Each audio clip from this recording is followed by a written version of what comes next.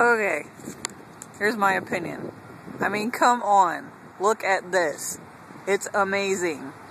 We don't have a whole lot of money, but we do have ingenuity, and we also have manpower and people who actually care about this building. So why the hell do you want to get rid of it? What's the point? New is not better. New has never been better.